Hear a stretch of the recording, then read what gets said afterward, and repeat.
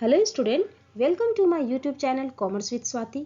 आज मैं आपके लिए लेकर आई हूँ क्लास 11 के अकाउंटेंसी सब्जेक्ट के 40 MCQs जो परीक्षा के दृष्टिकोण से बहुत महत्वपूर्ण है। और अभी जो आपका एग्जाम क्लास 11 का 18 अप्रैल 2023 को जो होने वाला है, उस दृष्टिकोण से यह सेट बहुत ही इम्पोर्टेंट है। एग्जाम में यहाँ से प्रश्न जरूर पूछे जाएंगे, तो बच्चों एग्जाम से पहले आप इस सेट का जरूर 2-3 बार रिवीजन कर ले, पढ़ ले, ताकि एग्जाम में जब ये क्वेश्चन आए तो आप उसका आसानी से आंसर कर पाए। और अगर आप चैनल पर नए हैं तो प्लीज़ चैनल को सब्सक्राइब करना ना भूलें। इस चैनल के माध्यम से क्लास 9, क्लास 10, क्लास 11 और क्लास 12 के कॉमर्स से संबंधित विभिन्न टॉपिकों की जानकारी आपको दी जाती है। तो स्टूडेंट आप जरूर से चैनल को सब्सक्राइब कर ले। तो बिना देर किए हुए आज का यह क्लास शुरू करते हैं और जानते हैं इन 40 MCQ क्वेश्चन के आंसर को विस्तार से। तो पहला क्वेश्चन है, दोहरा लेखा प्रणाली का आविष्कार किसने किया? Who invented the double entry system? Option A Marshall, option B Karl Marx, option C Lucas Pacioli या ऑप्शन डी इनमें से कोई नहीं, नन ऑफ दीज। तो स्टूडेंट हम लोगों ने पहले भी पढ़ा है, पहले जो JCERT द्वारा जो मॉडल सेट दिया गया था उसमें भी ये क्वेश्चन आया था। तो स्टूडेंट इस क्वेश्चन का आंसर होगा लुकास पेसियोली। लुकास पेसियोली द्वारा दोहरा लेखा प्रणाली का आविष्कार किया गया है। लुकास पेसियोली इटली के वेनिस नगर के रहने वाले थे और 1494 ईस्वी में जब उन्होंने दोहरा लेखा प्रणाली पर बुक लिखी, जिसे दोहरा लेखा प्रणाली की पहली पुस्तक माना जाता है, उसी के एक अध्याय में उन्होंने दोहरा लेखा प्रणाली के बारे में वर्णन किया था। इसलिए दोहरा लेखा प्रणाली के आविष्कारक लुकास पेसियोली को माना जाता है। नेक्स्ट है क्वेश्चन नंबर 2, पुस्त पालन का प्रथम प्रयोग हुआ था? Bookkeeping was firstly introduced in option A Japan, option B America, option C Bharat और ऑप्शन डी इटली। तो स्टूडेंट इस क्वेश्चन का आंसर भी आपको क्वेश्चन नंबर 1 के आंसर से मिल जाएगा। हमने अभी बताया कि दोहरा लेखा प्रणाली का आविष्कारक थे लुकास पेसियोली और लुकास पेसियोली इटली के वेनिस नगर के रहने वाले थे। तो इसलिए पुस्त पालन का प्रथम प्रयोग लुकास पेसियोली के द्वारा ही किया गया और लुकास पेसियोली थे इटली के वेनिस नगर के रहने वाले थे, इसलिए इस क्वेश्चन का आंसर होगा इटली। नेक्स्ट क्वेश्चन है क्वेश्चन नंबर 3, लेखांकन सूचनाओं का उपयोगकर्ता कौन है? Who is the user of accounting information? Option A स्वामी, ऑनर्स, ऑप्शन बी प्रबंधन मैनेजमेंट, ऑप्शन सी निवेशक इन्वेस्टर, ऑप्शन डी इनमें से सभी, ऑल ऑफ द अबव। तो स्टूडेंट लेखांकन सूचनाओं के उपयोगकर्ता स्वामी भी है, प्रबंधन भी है और निवेशक भी है, यानी कि इस क्वेश्चन का आंसर होगा ऑप्शन नंबर डी, इनमें से सभी। स्वामी क्यों है? क्योंकि स्वामी लाभ कमाने के उद्देश्य से ही व्यवसाय में पूंजी लगाते हैं। इसके साथ ही साथ लेखांकन सूचनाओं के आधार पर स्वामी अपने व्यवसाय की वित्तीय स्थिति और वित्तीय सुदृढ़ता की जानकारी लेना चाहते हैं, इसलिए स्वामी भी व्यवसायिक सूचनाओं के उपयोग करता है। प्रबंधन किस तरह से लेखांकन सूचना के उपयोग करता है? एक प्रबंधक को लेखांकन सूचनाओं की आवश्यकता इसलिए होती है क्योंकि व्यापार को सुचारू रूप से चलाने का दायित्व इन्हीं के ऊपर होता है। व्यवसाय के निश्चित उद्देश्य होते हैं। इन्हीं उद्देश्यों को प्राप्त करने के लिए प्रबंधक को अनेक योजनाओं का निर्माण करना पड़ता है और इन योजनाओं के सफल निष्पादन में लेखांकन सूचनाएं मदद करती हैं। तो इस प्रकार प्रबंधन भी लेखांकन सूचनाओं के उपयोगकर्ता होते हैं। नेक्स्ट है निवेशक। लेखांकन सूचनाओं का विश्लेषण करके ही एक निवेशक यह निर्णय लेता है कि किसी व्यवसाय में विनियोग किया जाए या विनियोग ना किया जाए। तो इस प्रकार निवेशक भी लेखांकन सूचना के उपयोगकर्ता होते हैं। तो इस तरह से इस क्वेश्चन का आंसर होगा ऑप्शन डी।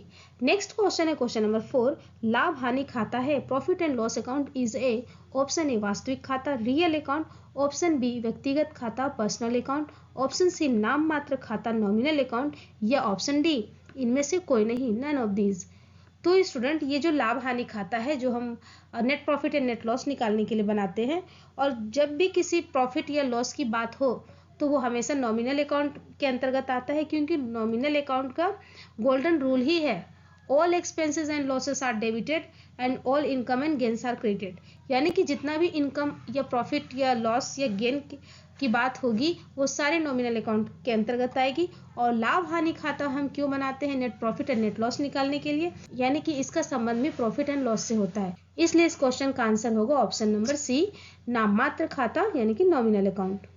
नेक्स्ट क्वेश्चन है क्वेश्चन नंबर 5, निम्न मदों में कौन सी वित्तीय प्रकृति की नहीं है? Which of the following item is not financial in nature?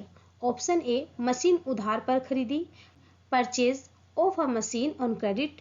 Option B, एक कर्मचारी को नौकरी से हटा दिया, dismissing an employee from job. Option C, स्वामी के व्यक्तिगत प्रयोग के लिए नकदी निकाली, withdrawal of cash by proprietor for his personal use. Option D, furniture नगद में खरीदा, purchase of furniture for cash. तो स्टूडेंट यहाँ पे पूछा जा रहा है वित्तीय प्रकृति की नहीं है, यानी कि ऐसा कौन सा लेन देन है जिसमें वित्त यानी रुपया पैसा की बात नहीं की जा रही है। मशीन उधार पर खरीदी, उधार पर खरीदा है तो ये वित्तीय प्रकृति की होगी, क्योंकि एक मशीन का निश्चित मूल्य होगा, वो अभी उधार पर है लेकिन कभी बाद में उसे पेमेंट करना ही पड़ेगा। एक कर्मचारी को नौकरी से हटा दिया, अगर किसी कर्मचारी को नौकरी से हटा दिया जाता है तो इसमें किसी प्रकार का वित्तीय लेन देन नहीं हो रही है, वित्तीय प्रकृति की नहीं होगी, यह एक प्रकार की घटना है, इसलिए इस क्वेश्चन का आंसर होगा ऑप्शन बी, एक कर्मचारी को नौकरी से हटा दिया। ऑप्शन सी की बात करते हैं, स्वामी ने व्यक्तिगत प्रयोग के लिए नकदी निकाली, तो स्वामी द्वारा पर्सनल यूज करने के लिए कैश निकाला गया है, यानी कि ये भी वित्तीय प्रकृति की है। और ऑप्शन डी में बात की गई है फर्नीचर नगद में खरीदा, यानी कि यहाँ पर फर्नीचर भी नगद में खरीदा गया है, तो ये भी वित्तीय प्रकृति की है, इसलिए इस क्वेश्चन का आंसर होगा option number B. Next question है क्वेश्चन नंबर 6, लेखांकन शुरू होता है जहां accounting begin where. Option A, पुस्तपालन खत्म होता है, book keeping ends. Option B, पुस्तपालन प्रारंभ होता है, book keeping begins. Option C, व्यवसायिक व्यवहार खत्म होते हैं, बिजनेस ट्रांजैक्शन एंड। या ऑप्शन डी, लेखांकन अवधि खत्म होती है, अकाउंटिंग पीरियड एंड्स। तो यहाँ पर हम लोग सबसे पहले उस सीक्वेंस को जान लेते हैं कि सबसे पहले पुस्तपालन का कार्य होता है, पुस्तपालन के बाद लेखांकन होता है और लेखांकन के बाद अंकेक्षण होता है। तो पुस्तपालन, क्योंकि सबसे पहले प्राचीन समय में पुस्तपालन का कार्य किया जाता था, जिस समय अकाउंट्स डेवलप नहीं था। पुस्तपालन के अंतर्गत सबसे पहले वित्तीय स्वभाव के लेन देनों की पहचान की जाती है, पहचान किए गए लेन देनों को मुद्रा के रूप में मापा जाता है, फिर उन्हें प्रारंभिक लेन देन की पुस्तक में लिखा जाता है, यानी कि जर्नल में एंट्री की जाती है, और उसके बाद खाता बही में पोस्टिंग किया जाता है। तो इस प्रकार लेजर तक जितने भी कार्य होते हैं वो पुस्तपालन के अंतर्गत आते हैं। और जब पुस्तपालन खत्म होता है, यानी कि लेजर के बाद के जो कार्य हैं, जैसे ट्रायल बैलेंस और फाइनल अकाउंट बनाना, तो ये लेखांकन के अंतर्गत आता है। इसलिए इस क्वेश्चन का आंसर होगा कि लेखांकन शुरू होता है जहां पुस्तपालन खत्म होता है।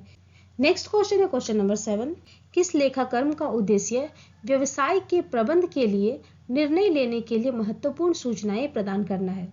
To provide important information for taking decision for management of business is the object of which accounting? Option A, प्रबंध लेखांकन मैनेजमेंट अकाउंटिंग। ऑप्शन बी, वित्तीय लेखांकन फिनेंशियल अकाउंटिंग। ऑप्शन सी, कर लेखांकन टैक्स अकाउंटिंग। या ऑप्शन डी, उपरोक्त सभी, ऑल ऑफ दी अबव। तो स्टूडेंट सबसे पहले तो हम लोग इन सारे ऑप्शंस का एक बार रिवीजन कर लेते हैं कि प्रबंध लेखांकन क्या है। प्रबंध लेखांकन वह लेखांकन है जो एक प्रबंधक को प्रबंध के संबंधी कार्य करने के लिए अनेक सूचनाएं प्रदान करता है। दूसरा है वित्तीय लेखांकन। वित्तीय लेखांकन वह लेखांकन है जिसके अंतर्गत वित्तीय प्रकृति वाले सौदों को लिखा जाता है और इन्हीं लेखों के आधार पर एक व्यवसाय की लाभ हानि या आर्थिक चिट्ठा का निर्माण करता है। ऑप्शन नंबर सी, कर लेखांकन। कर लेखांकन वह लेखांकन है जिसके आधार पर विभिन्न प्रकार के करों की गणना की जाती है, अर्थात कर व्यवस्थाओं के अनुसार रखे जाने वाले लेखांकन को कर लेखांकन कहा जाता है। तो स्टूडेंट हमारा क्वेश्चन है, व्यवसाय के प्रबंध के निर्णय लेने के लिए जो सूचनाएं प्रदान करता है। चूंकि यहाँ संबंध है प्रबंध के लिए, तो प्रबंधकीय लेखांकन ही वह लेखांकन है जो प्रबंधक को व्यवसाय के प्रबंध के लिए सूचना प्रदान करता है। तो इसलिए इस क्वेश्चन का आंसर होगा ऑप्शन नंबर ए, प्रबंध लेखांकन। नेक्स्ट क्वेश्चन है क्वेश्चन नंबर 8, माल का अर्थ है गुड्स मीन्स। ऑप्शन ए, क्रय विक्रय की जाने वाली वस्तु, commodity to be bought and sold. Option B, संपत्ति के रूप में व्यवहार की जाने वाली वस्तु, commodity to be used as an assets. Option C, क्रय परंतु ना बेची जाने वाली वस्तु, commodity to be bought but not to be sold. या ऑप्शन डी, इनमें से कोई नहीं, नन ऑफ दिस। तो स्टूडेंट सबसे पहले तो माल का अर्थ हम लोग जान लेते हैं। जिन वस्तुओं का कोई व्यापारी व्यापार करता है वो उसका माल कहलाता है। जैसे कोई व्यापारी चावल का व्यापार करता है तो चावल उसका माल कहलाएगा। यदि फर्नीचर का व्यापार करता है तो फर्नीचर उसका माल कहलाएगा। या फिर इस प्रकार से भी कहते हैं, जब किसी वस्तु का निर्माण बिक्री करने के उद्देश्य से किया जाता है तो उस वस्तु को माल कहा जाता है। इस प्रकार इस क्वेश्चन का आंसर होगा ऑप्शन नंबर ए, क्रय विक्रय की जाने वाली वस्तु। क्वेश्चन नंबर 9, इनमें से कौन चालू संपत्ति नहीं है? Which of the following is not a current assets? Option A पूर्वदत्त व्यय, प्रीपेड एक्सपेंसेस, ऑप्शन बी नगद कैश, ऑप्शन सी फर्नीचर, या ऑप्शन डी प्राप्य बिल, बिल्स रिसीवेबल। तो स्टूडेंट सबसे पहले तो हम ये रिवीजन कर ले कि चालू संपत्ति किसे कहते हैं। चालू संपत्ति शायद उन संपत्तियों से है जिसे 12 महीने उससे कम अवधि में कैश में परिवर्तित किया जा सके। तो यहाँ पर जो ऑप्शन ए है पूर्वदत्त व्यय, इसे भी 1 साल के अंदर कैश में परिवर्तित कर दिया जाता है, इसलिए यह भी चालू संपत्ति होगी। नगद, तो यह भी चालू संपत्ति है। ऑप्शन सी में फर्नीचर है, फर्नीचर को 1 साल के अंदर कभी भी कैश के रूप में परिवर्तित नहीं किया जा सकता, इसलिए इस क्वेश्चन का आंसर होगा option number C, furniture. Option D की बात करें, बिल्स रिसीवेबल, यह भी एक चालू संपत्ति है क्योंकि यह भी 1 साल या उसके कम समय में कैश में परिवर्तित हो जाती है। नेक्स्ट क्वेश्चन है क्वेश्चन नंबर 10, मशीन के दुकानदार के लिए मशीन का क्रय है। For a machine dealer purchase of machine is, option A माल गुड्स, ऑप्शन बी संपत्ति एसेट्स, ऑप्शन सी आंशिक माल एवं आंशिक संपत्ति, partly goods and partly assets, या ऑप्शन डी इनमें से कोई नहीं, नन ऑफ दीज। तो स्टूडेंट इससे पहले के क्वेश्चन में हम लोगों ने माल के बारे में जाना कि माल किसे कहते हैं, यानी कि जब कोई व्यापारी जिस वस्तु का व्यापार करता है वो उसका माल कहलाता है। यहाँ पर मशीन का दुकानदार मशीन का व्यापार कर रहा है, यानी कि मशीन का क्रय कर रहा है बेचने के लिए, तो इस प्रकार यह जो मशीन होगा वह माल होगा उस दुकानदार के लिए। ऑप्शन ए इस क्वेश्चन का आंसर होगा। नेक्स्ट क्वेश्चन है क्वेश्चन नंबर 11, चालू दायित्व है। करंट लायबिलिटीज इज, ऑप्शन ए लेनदार क्रेडिटर्स, ऑप्शन बी ऋण पत्र डिबेंचर, ऑप्शन सी दीर्घकालीन ऋण लॉन्ग टर्म लोन, या ऑप्शन डी इनमें से कोई नहीं, नन ऑफ दीज। तो स्टूडेंट सबसे पहले तो हम लोग ये जान ले कि चालू दायित्व क्या है या चालू दायित्व किसे कहते हैं। वे दायित्व जिनका भुगतान अल्प अवधि या 1 वर्ष के अंदर किया जाना होता है उसे हम चालू दायित्व कहते हैं। जैसे यहाँ लेनदार है, क्रेडिटर है, प्रत्येक व्यवसायी अपने लेनदार का भुगतान 1 साल के अंदर कर देते हैं ताकि अंतिम खाते सही स्थिति को बता पाए। यहाँ पर है ऑप्शन नंबर बी ऋण पत्र। ऋण पत्र ये जो होता है, ये ऋण पत्र चालू दायित्व के अंतर्गत नहीं आएगा, ये दीर्घकालीन दायित्व के अंतर्गत आएगा, यानी कि ये 1 साल के अंदर इसका भुगतान नहीं किया जाता है।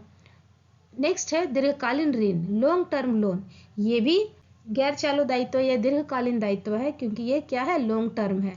तो इसलिए इस क्वेश्चन का आंसर होगा ऑप्शन नंबर ए, यानी कि लेनदार एक करंट लायबिलिटीज है।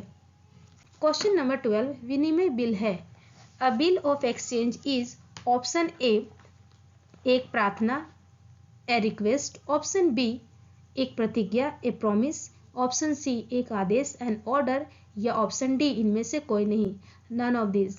सबसे पहले तो हम लोग ये जान ले कि विनिमय बिल क्या है। यह विनिमय बिल किसको कहा जाता है?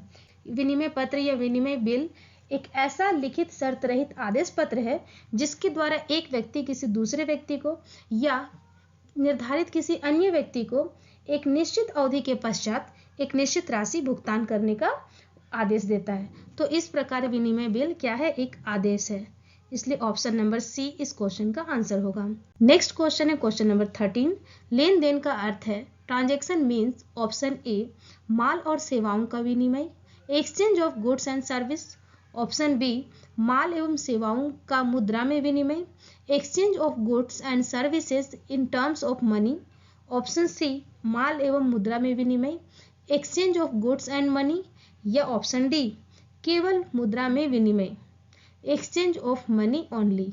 तो स्टूडेंट इस क्वेश्चन का आंसर होगा ऑप्शन नंबर बी, यानी कि माल और सेवाओं का मुद्रा में विनिमय लेन देन कहलाएगा। नेक्स्ट क्वेश्चन है क्वेश्चन नंबर 14, चालू संपत्ति है। Current assets is, option A भूमि land, option B furniture, option C machine, या ऑप्शन डी स्टॉक। तो स्टूडेंट इससे पहले भी हम लोगों ने चालू संपत्ति के बारे में जाना कि चालू संपत्तियां वे संपत्तियां हैं जिन्हें 12 महीना यानी कि 1 साल या उससे कम अवधि में नगद में परिवर्तित किया जा सके। तो यहाँ पर जो ऑप्शन ए है भूमि, ये चालू संपत्ति नहीं होगी बल्कि ये स्थायी संपत्ति है, क्योंकि इसे 1 साल के अंदर कैश में बदला नहीं जा सकता है। फर्नीचर भी स्थायी संपत्ति है और मशीनरी भी स्थायी संपत्ति है। लेकिन जो ऑप्शन नंबर डी है स्टॉक, ये चालू संपत्ति है। तो इस प्रकार इस क्वेश्चन का आंसर होगा option number D stock. Next question है क्वेश्चन नंबर 15। कंप्यूटरीकृत लेखांकन की समस्या है। Limitation of computerised accounting is option A खर्चीली expensive, option B virus, option C गति स्पीड या ऑप्शन डी ये सभी, ऑल ऑफ दीज। तो स्टूडेंट इस क्वेश्चन का आंसर होगा कि कंप्यूटरीकृत लेखांकन प्रणाली जो है वह खर्चीली होती है, यानी कि यह प्रणाली बहुत खर्चीली होती है। नेक्स्ट क्वेश्चन है क्वेश्चन नंबर 16। सही कथन का चयन कीजिए। Choose the correct statement. Option A ख्याति एक मूर्त संपत्ति है। Goodwill is a tangible assets. Option B प्राप्य बिल स्थायी संपत्ति है। Bills receivable is a fix assets. Option C bank अधिविकर्ष एक चालू दायित्व है। Bank overdraft is a current liability या ऑप्शन डी अदत्त वेतन स्थायी दायित्व है। Outstanding salary is a fix liability. तो यहाँ पर ऑप्शन नंबर जो 1 है goodwill is a tangible assets, तो ये कथन तो सही नहीं है, क्योंकि ख्याति एक मूर्त नहीं अमूर्त संपत्ति है, यानी कि इनटेंजिबल एसेट्स है। हम लोग गुडविल को देख नहीं सकते हैं, बस गुडविल को हम लोग महसूस कर सकते हैं, यानी कि ये स्टेटमेंट जो है वो गलत है। ऑप्शन बी प्राप्य बिल, यानी कि बिल्स रिसीवेबल की बात हो रही है। प्राप्य बिल जो है वो एक करंट एसेट्स है, क्योंकि जब हम डेटर को माल बेचते हैं और उसके अगेंस्ट जब बिल्स रिसीवेबल इशू किया जाता है कंपनी की ओर से, तो वो 1 साल की अवधि के लिए ही होती है। 1 साल के अंदर व्यवसायी को भुगतान करना पड़ता है। तो इस प्रकार जो बिल्स रिसीवेबल है वह क्या है, करंट एसेट्स है। तो इस प्रकार से स्टेटमेंट बी भी गलत है। ऑप्शन सी बैंक अधिविकर्ष एक चालू दायित्व है। बैंक ओवरड्राफ्ट एक चालू दायित्व है, ये ऑप्शन सही है, क्योंकि बैंक ओवरड्राफ्ट एक करंट लायबिलिटी है जो बैंकों द्वारा अपने ग्राहकों को दी जाती है। तो ये ऑप्शन सही है, बैंक अधिविकर्ष एक चालू दायित्व है। नेक्स्ट, तो इस प्रकार से इस क्वेश्चन का आंसर होगा ऑप्शन नंबर सी बैंक अधिविकर्ष एक चालू दायित्व है। ऑप्शन डी के बारे में भी जान लेते हैं कि अदत्त वेतन स्थायी दायित्व है। आउटस्टैंडिंग सैलरी, यहाँ पर सैलरी की बात हो रही है और वो सैलरी आउटस्टैंडिंग है, तो यहाँ पर ये आउटस्टैंडिंग सैलरी ये करंट लायबिलिटी होगा, फिक्स लायबिलिटी नहीं, क्योंकि लायबिलिटी तो है, क्योंकि सैलरी बाकी है, अभी पेमेंट हुआ नहीं है, लेकिन इसे पेमेंट कर दिया जाना है, इसलिए यह कथन भी सही नहीं है। तो इस प्रकार इस क्वेश्चन का आंसर होगा ऑप्शन नंबर सी।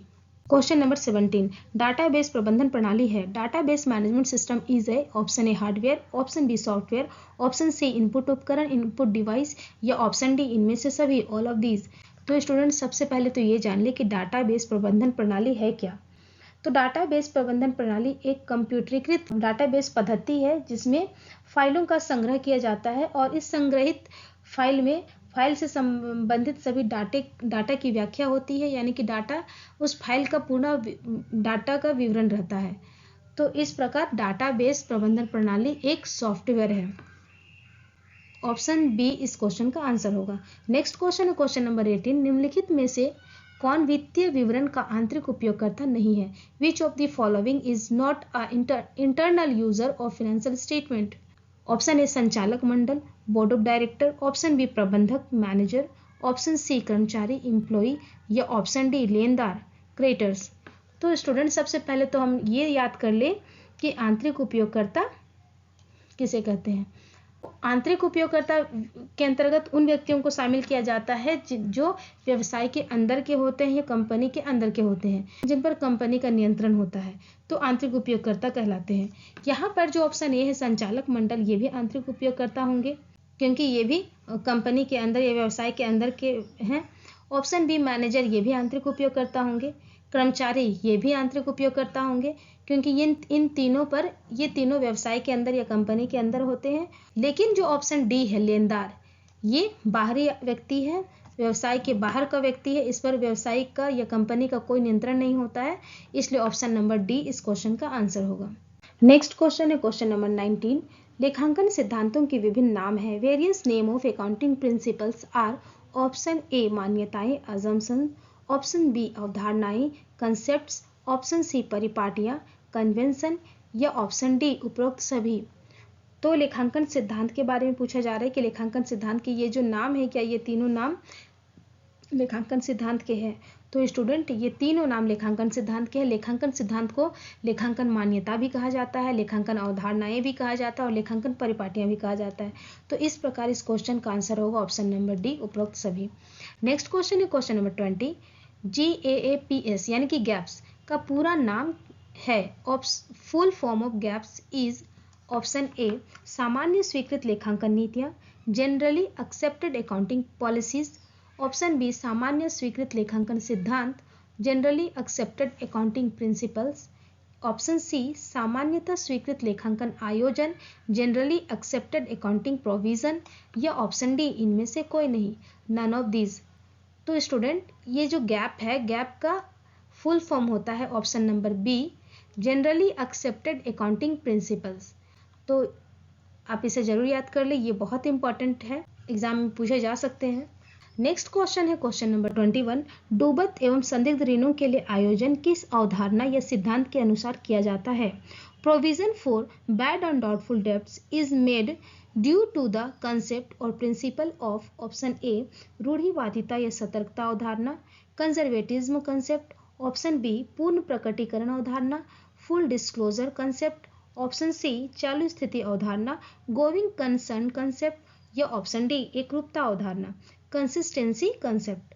डूबत एवं संदिग्ध ऋण यानी कि बैड एंड डाउटफुल डेब्ट संबंधी जो भी प्रोविजन किया जाता है वो होता है रूढ़िवादिता या सतर्कता अवधारणा के अंतर्गत, क्योंकि इस अवधारणा के अंतर्गत ये बताया गया है कि एक व्यवसायी को भविष्य में लाभ की उम्मीद नहीं करनी चाहिए, लेकिन भविष्य में जो संभावित हानियां हैं या हानि होने की संभावना है उनकी व्यवस्था कर लेनी चाहिए। और इसी से संबंधित ये प्रोविजन है बैड एंड डाउटफुल डेब्ट्स का, क्योंकि जब कोई व्यापारी किसी ग्राहक को उधार में माल बेचता है यानी कि डेटर्स को माल देता है, तो ये एक संभावना रहती है कि शायद कुछ डेटर्स ऐसे होते हैं कि ऐसी संभावना बन जाती है कि वो पैसा देगा या नहीं देगा। तो इससे जो होने वाली हानि होती है उससे बचने के लिए एक व्यापारी या व्यवसायी बैड एंड डाउटफुल संबंधी प्रोविजन तैयार करते हैं। तो इस प्रकार ऑप्शन नंबर ए इस क्वेश्चन का आंसर होगा। नेक्स्ट क्वेश्चन है क्वेश्चन नंबर 22। आयकर अधिनियम के अनुसार लेखांकन अवधि होती है। As per income tax account accounting periods is option A 1 जनवरी से 31 दिसंबर तक, from 1 January to 31 December, option B 1 April से 31 मार्च तक, फ्रॉम 1 अप्रैल टू 31 मार्च, या ऑप्शन सी 1 जुलाई से 30 जून तक, फ्रॉम 1 जुलाई टू 30 जून, या ऑप्शन डी 1 अक्टूबर से 30 सितंबर तक, फ्रॉम 1 अक्टूबर टू 30 सितंबर। तो आयकर अधिनियम के अनुसार लेखांकन अवधि के रूप में माना गया है 1 अप्रैल से 31 मार्च तक। तो इस प्रकार इस क्वेश्चन का आंसर होगा option number B. Next question है क्वेश्चन नंबर 23। सामान्यतः आगम का लेखा उस समय किया जाता है जब revenue is generally recognized when, option A उत्पादन हो जाता है, production is done, option B वस्तु की सुपुर्दगी दी जाती है, goods are delivered, option C वस्तु का आदेश मिल जाता है, order for goods is received, या ऑप्शन डी वस्तु का मूल्य प्राप्त हो जाता है, कैश इज रिसीव्ड। तो स्टूडेंट, आगम का लेखा उस समय किया जाता है जब वस्तु की सुपुर्दगी दी जाती है। तो इस प्रकार इस क्वेश्चन का आंसर होगा option number B. Next question है क्वेश्चन नंबर 24। स्वामी को व्यापार का लेनदार के कारण माना जाता है। Proprietor is treated as creditor of business due to, option A आगम मान्यता रेवेन्यू रिकॉग्निजेशन, ऑप्शन बी इकाई अवधारणा एंटिटी कंसेप्ट, ऑप्शन सी द्विपक्षीय अवधारणा डुअल एस्पेक्ट कंसेप्ट, या ऑप्शन डी ऐतिहासिक लागत अवधारणा हिस्टोरिकल कॉस्ट कंसेप्ट। तो व्यापार का स्वामी को लेनदार किस अवधारणा के अंतर्गत माना जाता है, यही आपसे पूछा जा रहा है। तो इसका होगा ऑप्शन नंबर बी इस क्वेश्चन का आंसर होगा, क्योंकि व्यवसाय की जो इकाई अवधारणा है इसके अंतर्गत यह बताया गया है कि व्यवसाय का स्वामी उसका अस्तित्व व्यवसाय से अलग होता है, और यही कारण है कि व्यवसाय के स्वामी को व्यापार का लेनदार माना जाता है, क्योंकि व्यवसाय का स्वामी व्यवसाय को पूंजी प्रदान करती है। इस प्रकार व्यवसाय का स्वामी व्यवसाय के लिए एक लेनदार होता है। तो इस प्रकार इस क्वेश्चन का आंसर होगा option number B. Next question है क्वेश्चन नंबर 25। भारत में लेखांकन मानक निर्गमित किए जाते हैं। Accounting standard in India are issued by, option A NITI Aayog द्वारा, ऑप्शन बी कंपनी अधिनियम द्वारा, companies act, option C institute of chartered accountants of India द्वारा, या ऑप्शन डी सेबी द्वारा।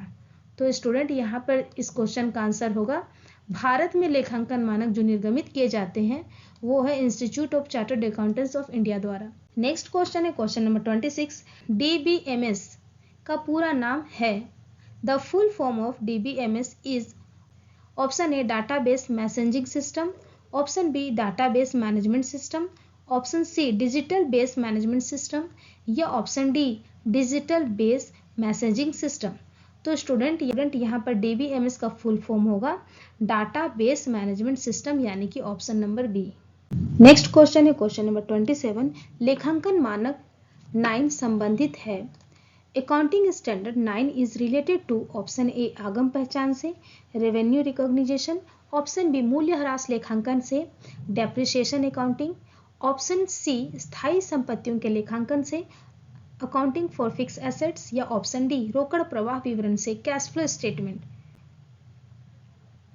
तो स्टूडेंट यहाँ पर लेखांकन मानक 9 के बारे में पूछा जा रहा है कि लेखांकन मानक 9 का संबंध किससे है। तो इस क्वेश्चन का आंसर होगा ऑप्शन नंबर ए आगम पहचान से, रेवेन्यू रिकॉग्निशन से।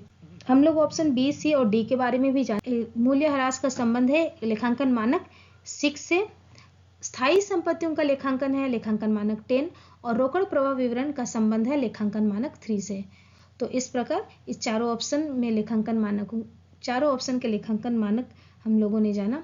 नेक्स्ट क्वेश्चन है क्वेश्चन नंबर 28। IFRS का पूर्ण रूप है, IFRS का पूर्ण रूप है, full form of IFRS is, option A अंतर्राष्ट्रीय वित्तीय अनुपात मानक, international financial ratio standard, option B अंतर्राष्ट्रीय वित्तीय प्रतिवेदन मानक, international financial reporting standard, option C अंतर्राष्ट्रीय वित्तीय प्रतिवेदन संस्था, इंटरनेशनल फाइनेंशियल रिपोर्टिंग सोसाइटी, या ऑप्शन डी इनमें से कोई नहीं, नन ऑफ दीज। तो स्टूडेंट IFRS का फुल फॉर्म होगा अंतर्राष्ट्रीय वित्तीय प्रतिवेदन मानक, यानी कि ऑप्शन नंबर बी।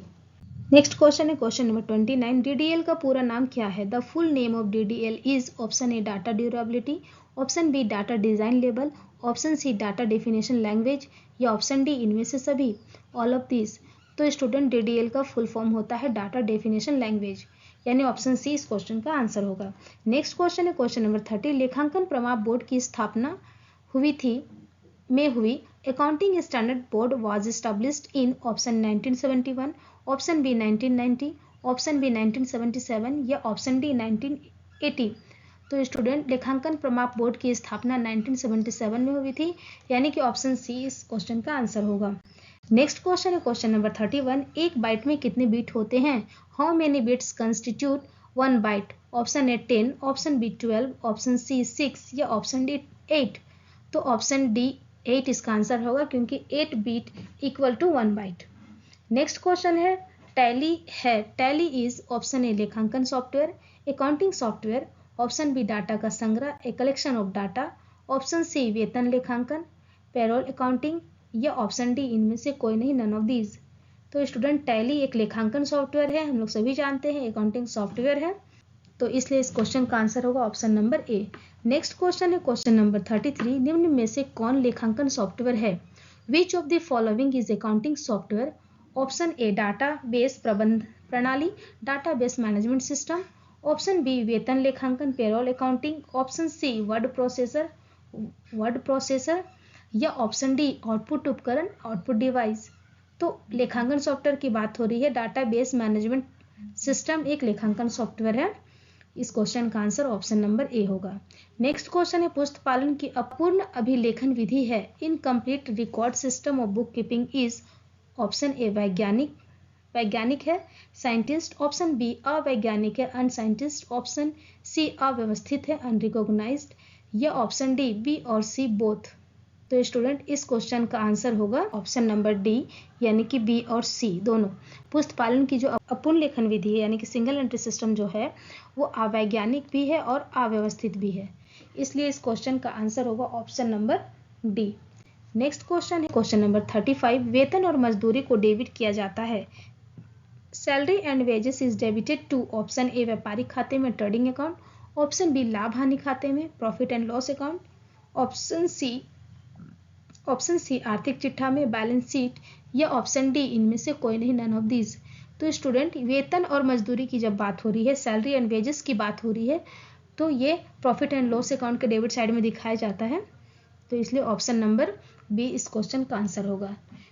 लेकिन यदि इस क्वेश्चन में सैलरी एंड वेजेस की जगह वेजेस एंड सैलरी होता, तब यहाँ पर आंसर होता व्यापारिक खाते में, यानी कि ट्रेडिंग अकाउंट में। नेक्स्ट क्वेश्चन है क्वेश्चन नंबर 36। लाभ हानि खाता ज्ञात करने के लिए तैयार किया जाता है। Profit and loss account is prepared to find out option A सकल लाभ या सकल हानि, ग्रॉस प्रॉफिट और ग्रॉस लॉस। ऑप्शन बी शुद्ध लाभ या शुद्ध हानि, नेट प्रॉफिट और नेट लॉस। ऑप्शन सी व्यवसाय की वित्तीय स्थिति, financial position of the business, या ऑप्शन डी उपयुक्त सभी, ऑल ऑफ द अबव। तो स्टूडेंट यहाँ जान ले हम लोग, तो स्टूडेंट लाभ हानि खाता क्यों बनाया जाता है? शुद्ध लाभ और शुद्ध हानि ज्ञात करने के लिए, यानी कि नेट प्रॉफिट या नेट लॉस निकालने के लिए जो खाता बनाया जाता है हम लोग उसे लाभ हानि खाता कहते हैं, प्रॉफिट एंड लॉस अकाउंट कहते हैं। इसलिए इस क्वेश्चन का आंसर होगा option number B. Question number 37। पूंजी खाता है। Capital account is a, option A व्यक्तिगत खाता पर्सनल अकाउंट, ऑप्शन बी वास्तविक खाता रियल अकाउंट, ऑप्शन सी नाम मात्र खाता नॉमिनल अकाउंट, या ऑप्शन डी इनमें से कोई नहीं, नन ऑफ दीज। तो स्टूडेंट यहाँ पर पूंजी खाते की बात हो रही है, यानी कि कैपिटल अकाउंट कौन सा अकाउंट है? पर्सनल अकाउंट के अंदर रिप्रेजेंटेटिव पर्सनल अकाउंट के रूप में जानते हैं। तो इस प्रकार इस क्वेश्चन का आंसर होगा option number A. Next question है क्वेश्चन नंबर 38। एक मशीन के खड़ा करने पर दी गई मजदूरी को मजदूरी खाते में डेबिट कर दिया गया। यह उदाहरण है। Wages paid for the erection of machine debited to wages account is an example of option A सैद्धांतिक अशुद्धि का, error of principle, option B लिपि के अशुद्धि का, क्लरिकल एरर, ऑप्शन सी लोप की अशुद्धि, एरर ऑफ ओमिशन, या ऑप्शन डी लेख अशुद्धि, एरर ऑफ कमीशन। तो स्टूडेंट यहाँ पर सैद्धांतिक अशुद्धि है ये कि मशीन को खड़ा करने पर जो भी मजदूरी दी गई वो मजदूरी खाते में डेबिट कर दिया गया, वो मशीन अकाउंट में होना चाहिए, और ये जानकारी के अभाव में हुआ है, यानी कि सिद्धांत की जानकारी अगर नहीं है तभी ऐसी गलतियां होगी। इसलिए यह गलती, यह अशुद्धि सैद्धांतिक अशुद्धि है, यानी कि ऑप्शन नंबर ए इस क्वेश्चन का आंसर है। Question number 39। दीर्घकालीन दायित्व है long term liabilities. Option A ऋण पत्र डिबेंचर, ऑप्शन बी देवी पत्र बिल्स पेबल, ऑप्शन सी लेनदार क्रेडिटर्स, या ऑप्शन डी आदत व्यय आउटस्टैंडिंग एक्सपेंसेस। तो स्टूडेंट यहाँ पे दीर्घकालीन की बात हो रही है और दीर्घकालीन की अवधि 1 साल से ज़्यादा की होती है। यहाँ पे डिबेंचर ही एक ऐसा ऑप्शन है जो लॉन्ग टर्म है। तो इसलिए इस क्वेश्चन का आंसर होगा ऑप्शन नंबर ए। बी, सी और डी ये तीनों बिल्स पेबल क्रेडिटर और आउटस्टैंडिंग एक्सपेंसेस, इन तीनों की अवधि 1 साल या उससे कम की होती है, इसलिए यह शॉर्ट टर्म लायबिलिटी होगा। नेक्स्ट क्वेश्चन है क्वेश्चन नंबर 40। गुप्त संचय बनाया जाता है। Secret reserve is created by, option A अत्यधिक ह्रास लगाकर, writing off excessive depreciation, option B पूंजीगत व्यय को लाभ हानि खाते में डालकर, charging capital expenditure to profit and loss account, option C बिक्री को छुपाकर, सरप्राइजिंग द सेल्स, या ऑप्शन डी उपरोक्त सभी, ऑल ऑफ दी अबव। तो स्टूडेंट ये गुप्त संचय बनाने के लिए ये तीनों तरीका अपनाया जाता है, इसलिए इस क्वेश्चन का आंसर होगा ऑप्शन नंबर डी उपरोक्त सभी। तो इस तरह से आज हम लोगों ने एग्जाम से पहले इन महत्वपूर्ण 40 प्रश्नों का आंसर को विस्तार से जाना। तो उम्मीद है स्टूडेंट कि आप लोगों ने इस वीडियो को लास्ट तक देखा होगा, आप लोगों को समझ में आ गया होगा। एग्जाम से पहले आप इस सेट को जरूर 1-2 बार और देख कर जाए, ताकि आप सारे क्वेश्चन का आंसर याद रखें और एग्जाम में जब यहाँ से क्वेश्चन पूछे जाए तो आप उसका आंसर सही कर पाए। तो अगर आप मेरे चैनल पर नए हैं तो जरूर चैनल को सब्सक्राइब कर लें, ताकि आपके आगे क्लास के कॉमर्स संबंधी अनेक टॉपिकों की जानकारी आपको इस चैनल के माध्यम से मिलती रहे। अगर आपको यह वीडियो अच्छा लगा तो इसे ज़रूर लाइक करें, दोस्तों को शेयर करें, और अगर चैनल पर नए हैं तो ज़रूर सब्सक्राइब कर लें। Thank you for watching this video.